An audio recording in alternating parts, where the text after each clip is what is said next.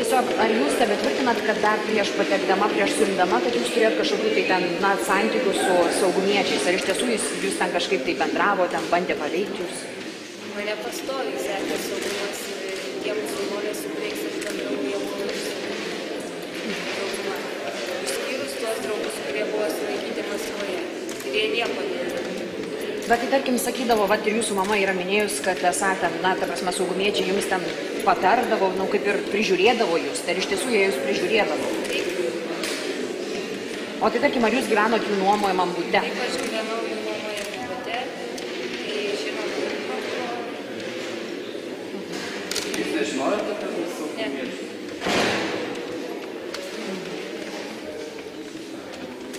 Ar toliau bendrautumėte?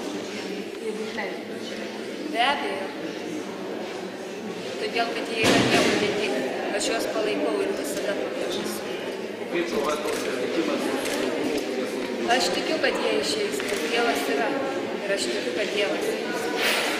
Bet tai tarkim, ar Jie nėra kalti, jie visiškai. Jie nuostabūs žmonės, kurie atsikūrė čia bendrai. Beveik nepateko per klaidą ir iš dalies per mano kaltę. Dėl ko aš bendrau su saugumu, kad to nežinojau. Aš galvojau, kad jie yra musulmonai. Bet tai tarkim, bet ar tie saugumiečiai vadinamieji, ar jie iš tiesų darė kažkokią įtaką, kad jūs bendrautumėt, ar ten stengiasi jums kažką tai pasakyti, kad... Taip, jie apsimetinėjo musulmonais ir stumė mane į radikalų islamą. Saugumiečiai. O iš kur jūs žinot, kad jie yra saugumiečiai? Sužinojau, dabar pažįstamas įsigala ir sužinojau. Tai nėra stebina.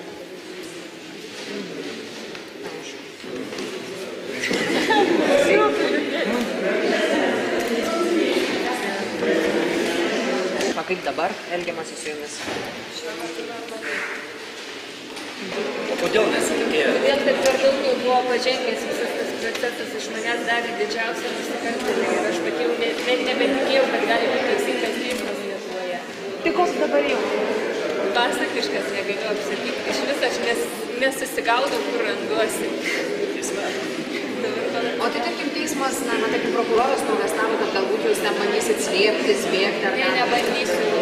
Sėdėsiu namų arešto sąlygomis visą tą laiką, netgi nosies į lauką nekišiu, kad tik su mama. O tai bendrausit internetu, su kažkuo tenais? Dabar šiuo metu tikrai nieko nebendrausiu, man tas aplamai, ką žinant, internetu tai nebuvo tas pagrindinis dalykas, nusikalstama veika ten buvo. Nusikalstama veika buvo grynai iš saugumiečių pusės, jie patys mane informuoja. Iš saugumiečio turi pasizų ir jie vienas baltrašytas reiškas. Bet jūs aš nebijau sakyti jų pavardžių, nes aš neturiu pasirinkti, aš neturiu viešumą. Bet tiesiog advokatės man sakė, kad nekalbėti, aš bijau dabar pasidaryti, kad gausiu. Bet jūs iki šiol tebetikėt, kad visgi buvo ta kažkokia saugumiečių įtaka? Ir buvo mano pasisakymai grynai iš jų.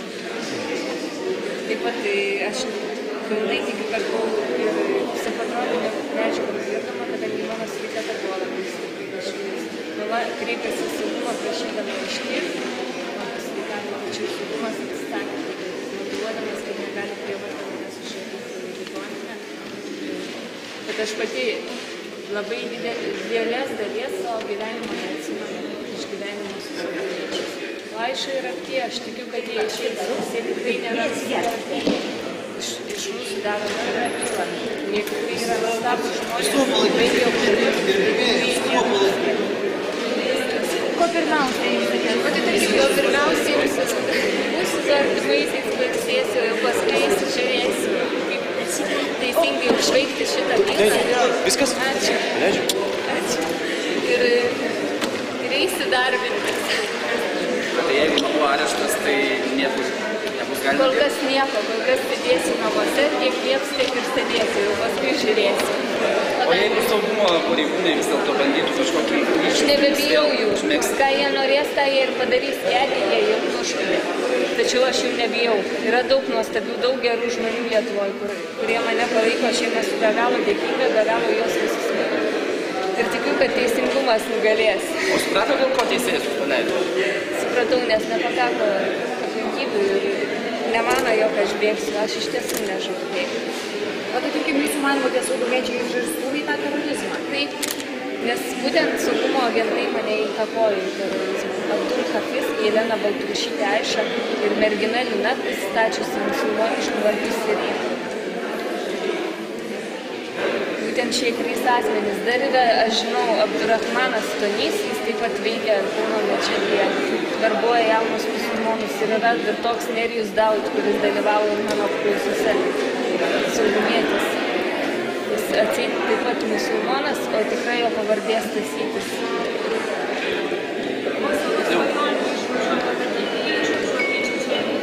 Oi, ne, šiaip ta Čečėnija nebuvo mano pagrindinis tikslas, dėl ko aš važiavau, dėl ko aš keliavau į Maskvą. Čečėnija buvo šiaip pakalbėjimai su ta mano draugė Aiša, kad galbūt būtų neblogai aplankyti jos močiutę. Kiekvieną vasarą važiuoja pas močiutę. Draugės iš vis išdžiaugs. Eglė. Ačiū. Tai jau klausykit. Ačiū labai jums už laiškus. Jūs labai patinkat mano draugėms.